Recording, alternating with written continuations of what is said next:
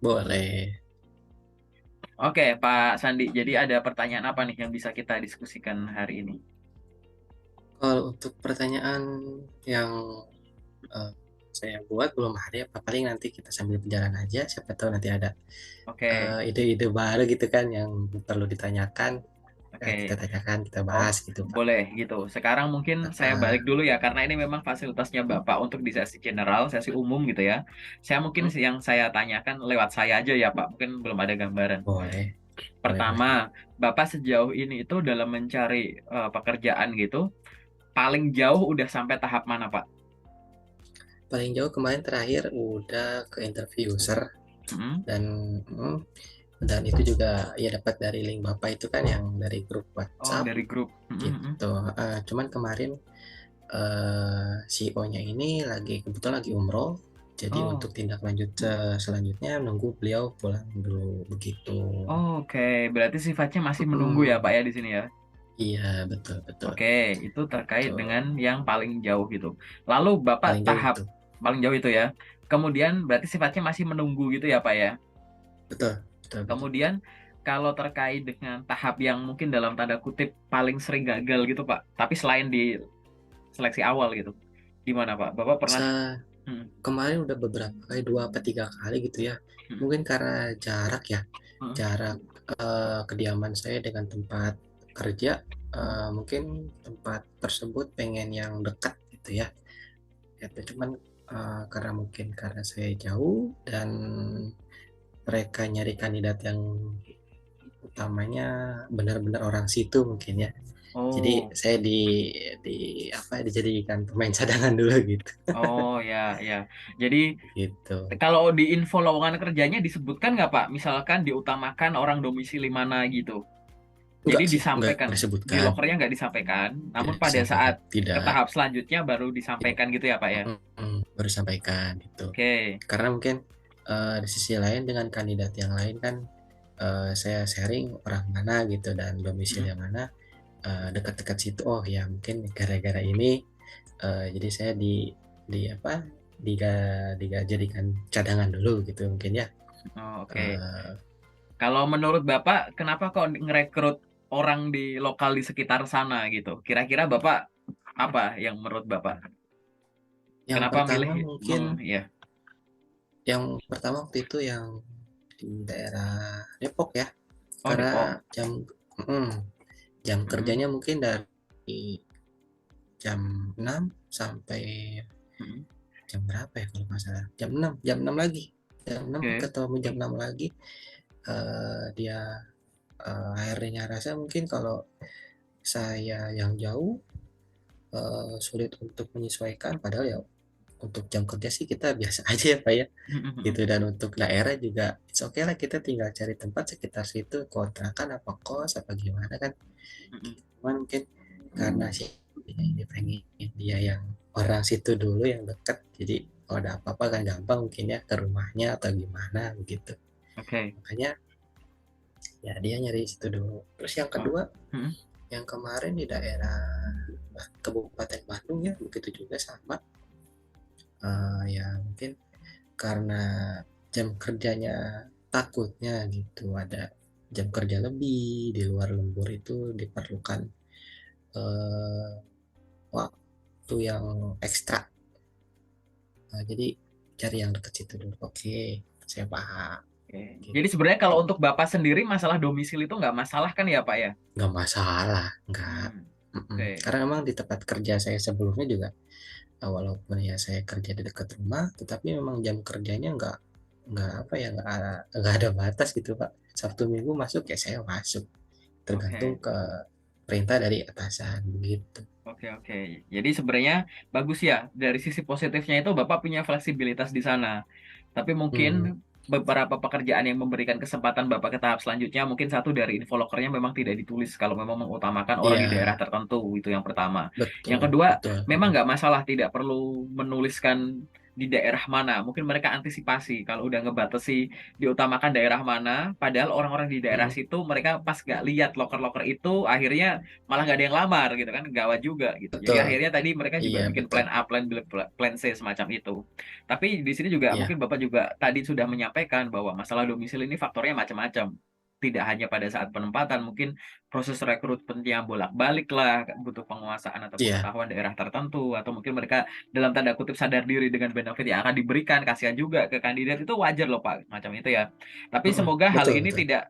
tidak menyurutkan semangat Bapak untuk melamar pekerjaan di domisili lain, di daerah lain gitu Pak, gitu, ya Nggak kan? jadi masalah sih, Jadi sebenarnya dari masalah awal juga gitu. oke-oke aja, Ya. mhm. Nah, Cuman ya ini mungkin kan karena memang, menurut saya jika memang perusahaan itu mencari untuk domisili terdekat dulu gitu kan, ya radius berapa kilo gitu paling jauh dari kotanya, ya it's okay, nggak apa-apa disebutkan saja gitu loh. Jadi, eee, yang jauh-jauh juga, istilahnya berpikir kembali, "Oh, mana tahu percuma ngelamar sana jauh-jauh juga nggak akan direspon," gitu kan, itu kasarnya ya, seperti itu ya, gitu kan. betul, betul.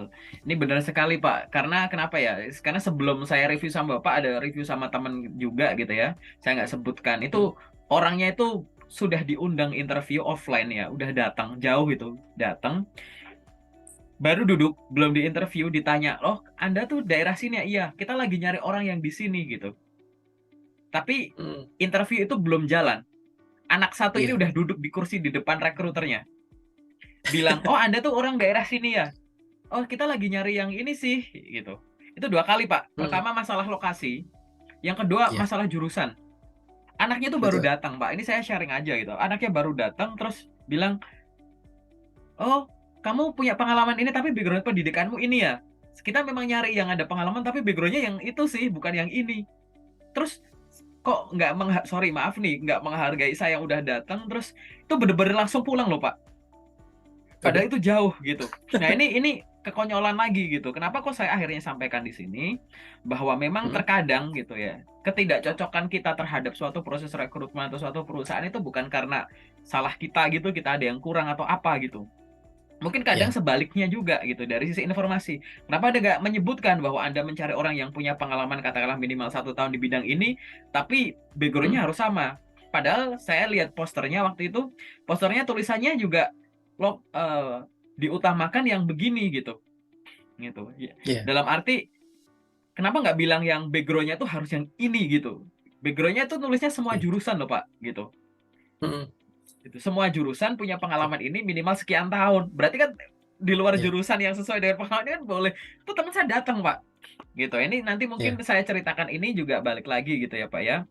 Faktor lokasi, faktor Oke. pengalaman itu akan terjadi sehingga jangan sampai itu terjadi. Terus yang selanjutnya, Pak, melihat bahwa Bapak tahapan paling jauh sama tahapan yang mungkin beberapa kali gagal itu sudah di level lebih dari sekedar seleksi dokumen gitu ya Pak ya. Artinya, Oke. tanpa saya review pun dokumen yang biasa Bapak pakai untuk ngirim lamaran itu udah oke, dalam tanda kutip udah oke Mmm. tanpa saya review gitu ya. Nah, sekarang yang mungkin bisa kita upayakan, mungkin saya akan menambahkan ide Pak. Bapak ngirim lamaran itu tiap hari nggak Pak? Setiap hari Tiap hari? ya pertama ya dari info dari grup Bapak sendiri gitu kan, terus Mhm, kedua mhm. dari info teman-teman, rekan yang lainnya gitu juga kalau memang ini, oh ini, worth it nih, oke kita coba gitu kan, gitu. Terus yang ada lucu lagi nih Pak, waktu Mhm, itu, saya dapat poster dari grup yang Bapak share itu, mhm. eee, si HR ini bilang gini, "Oh Bapak CV-nya polos gini ya, cuman hitam putih dia." Saya balas aja, "Maaf Bu, sebelumnya saya memang punya yang berwarna gitu kan dan banyak animasi-animasi, cuman ya saya rasa ini kayaknya kurang cocok kalau untuk kita yang udah berpengalaman gitu loh Bu. Kalau misalkan fresh graduate gitu kan, mungkin ya masih jadi pilihan untuk mereka yang, banyak Mhm, warna-warninya gitu kan." mhm, Saya jelaskan, mhm. "Oh iya mungkin saya kurang pengalaman," kata beliau. "Ya udah nggak apa-apa Bu, kita sharing aja di sini kalau tahu memang CV saya kurang menarik, nanti saya kirim ke Ibu yang, berbentuk, animasi dan warna lain," gitu kan. Jadi nggak Mhm, yang polos banget gitu, iya.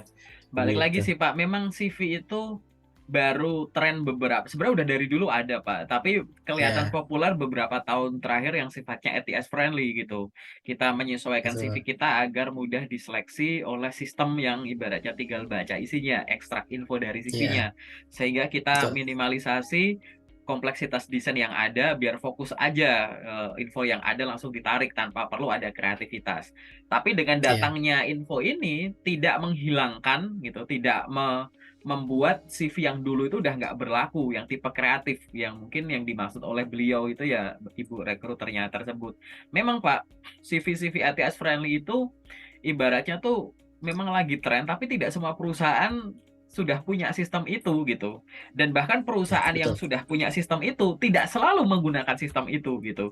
Sehingga memang kalau dengan adanya penyesuaian yang ada itu apa namanya, bagus gitu, fleksibilitas yang ada gitu kan. Dan yang saya suka dari Bapak adalah cara penyampaiannya Bapak tuh enak aja gitu. Ya ini yang membuat kita tenang gitu. Iya, Serius iya. Pak, saya senang cara gaya komunikasi Bapak. Mungkin kalau ada temen yang nonton video ini sampai ke menit ini gitu, Bapak punya kemampuan komunikasi yang menyenangkan gitu. Mungkin ini bisa dilihat dari berapa banyak orang yang Bapak temui lewat komunikasi dalam tanda kutip sebagai fungsi servis gitu ya. Mungkin Bapak banyak klien yang banyak Bapak obrolkan sehingga terbentuk menjadi Bapak yang sekarang. Ini itu bagus sekali Pak, kemampuan komunikasi Ya, semacam itu. Suka nggak suka, mau nggak mau, kita komunikasi di awal gitu kan kita lewat sesuatu yang tertulis. Jadi betul. mau nanti akhirnya Bapak pakai yang polos tadi, yang ETS friendly atau kreatif gitu ya, semoga Hmm, tidak terlewat. Jadi setiap pengalaman yang ada pada diri diduplikat secara sempurna di CV. Oke, betul. CV itu mau yang kreatif atau ETS friendly, mungkin Bapak sudah paham bahwa minimal tuh ada 4 hal, Pak. Pertama tuh jujur ya, isinya tuh jujur. Yang kedua tuh komplit dan relevan. Jujur, Ya, komplit, dan relevan. Yang nomor 3 tuh menarik, dituliskannya menarik. Dan yang keempat tuh update. Jadi begitu kita sudah ada kemampuan baru, pengalaman baru, langsung diupdate ke sini gitu. Yang penting itu ya, dulu ya. Itu menarik nih ceritanya dari Bapak ya gitu. Karena memang beberapa kali Pak memang ada Pak. Jadi kalau memang ini ada yang memang ketidaktahuan. Bahkan saya punya sahabat rekruter beliau bilang, aku tahu apa itu CV ATS friendly, tapi aku lebih suka yang ada desainnya gitu. Ini balik lagi ya, subjektivitas juga ada yang muncul. Jadi kita tinggal sesuaikan saja sih Pak gitu. Mungkin kalau tadi Bapak betul, sudah betul. punya CV cadangan, kalau memang Bapak mengirimkan lamarnya via email, Bapak pakai yang Hmm, kreatif nggak apa-apa. Tapi kalau Bapak misalkan mengirimkan CV-nya itu melalui platform kayak LinkedIn atau job portal gitu, yang tinggal klik klik klik klik send semacam itu, Bapak bisa pakai yang polos ini, yang tipe kreatif gitu ya Pak ya. Itu aja yang penting untuk dikombinasikan. Nah, balik lagi ini satu poin sebenarnya yang ingin saya sampaikan ke Bapak bahwa pada saat kita sudah tahu CV kita dan dokumen kelengkapan kita tuh dalam tanda kutip banyak disambut baik oleh pihak perusahaan sehingga Bapak ya, punya kesempatan untuk ke tahap selanjutnya yang harus dipikirkan gini, berarti kalau CV-ku udah benar, banyak yang manggil, yang saya usahakan sekarang adalah hariannya, Pak. Biasanya Bapak ngirim berapa banyak itu ditingkatin. Karena kalau udah ya, bener, volume saya naikkan, harusnya undangan ke tahap selanjutnya makin naik. Kalau tadinya betul. dalam waktu 2 minggu Bapak ada 4 panggilan interview, ini sekarang jadi 8 kalau bisa dan lain-lain. Nah, saya belum Ya, tahu nih Pak Sandi kemampuan hariannya untuk menemukan loker yang sesuai berapa banyak. Teman-teman di grup hmm, loker beberapa yang udah sharing sama saya rata-rata tuh sekitar per hari itu 20 sampai 30 lamaran Pak. Per hari. ya, hmm, Sumbernya tidak hanya dari satu sumber. Ada grup WA saya, terus ada yang bilang lewat Telegram, lewat job portal apa-apa disesuaikan.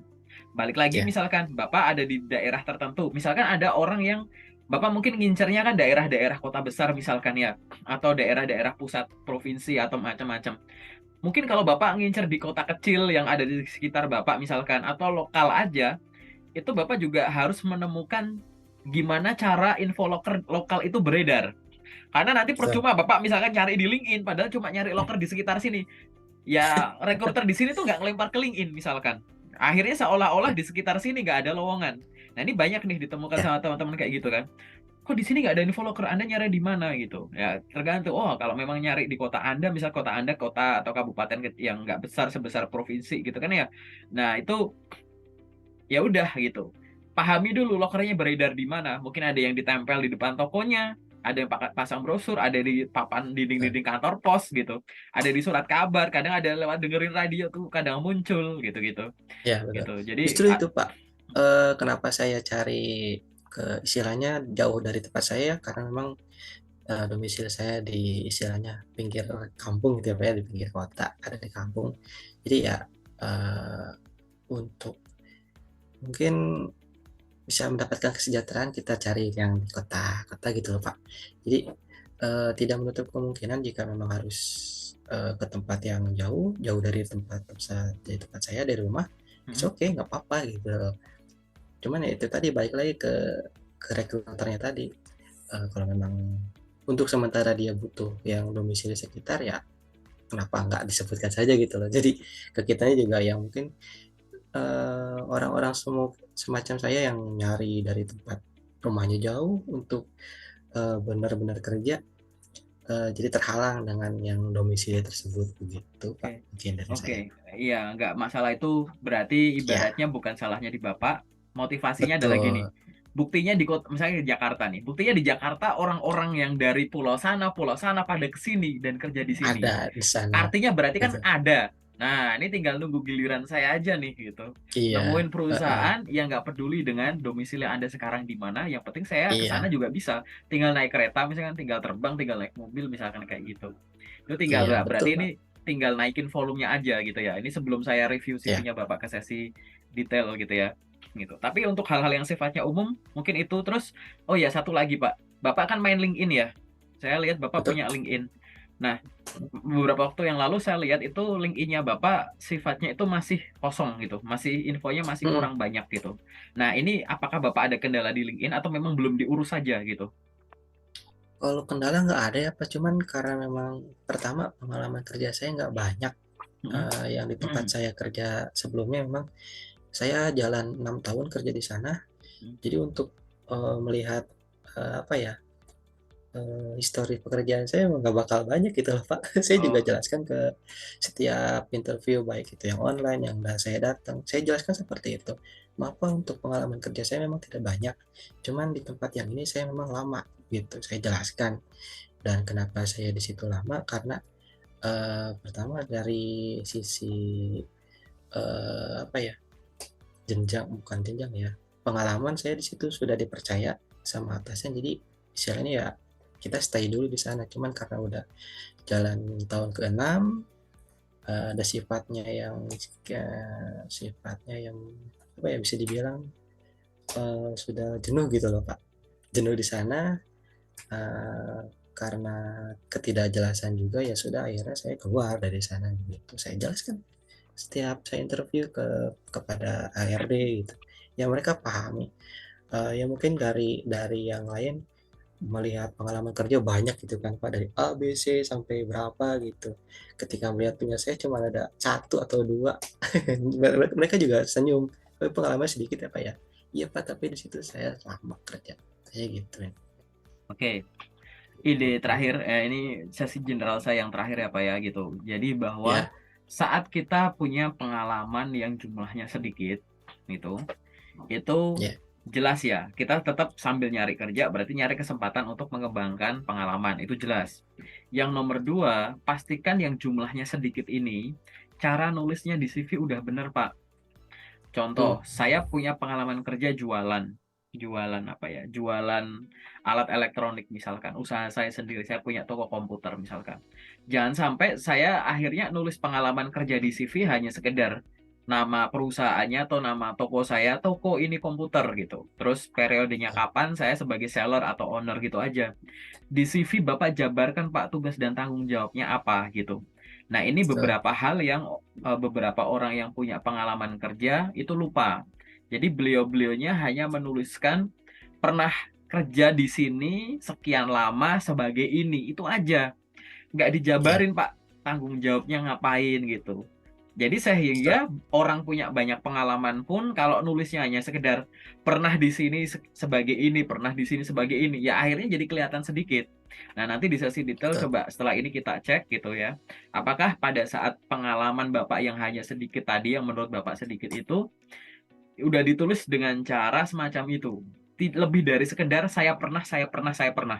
Karena kalau cuma saya pernah, pasti cuma sedikit, Pak. Dan ini tidak hanya Sorry. pengalaman kerja ya Pak ya. Mungkin Bapak punya pelatihan, training ini itu gitu ya, magang ini itu. Bapak pernah ikut Ya, punya project ini itu, nggak apa-apa dimasukkan gitu. Paling itu dulu sih kalau dari saya. Ada lagi nggak Pak pertanyaan yang sifatnya umum? Kalau nggak ada kita masuk ke sesi detail. udah ada kali ya. Udah itu aja. Cukup ya? Oke, kita Sudah sekarang cukup. masuk ke sesi detail ya Pak ya. Sebentar.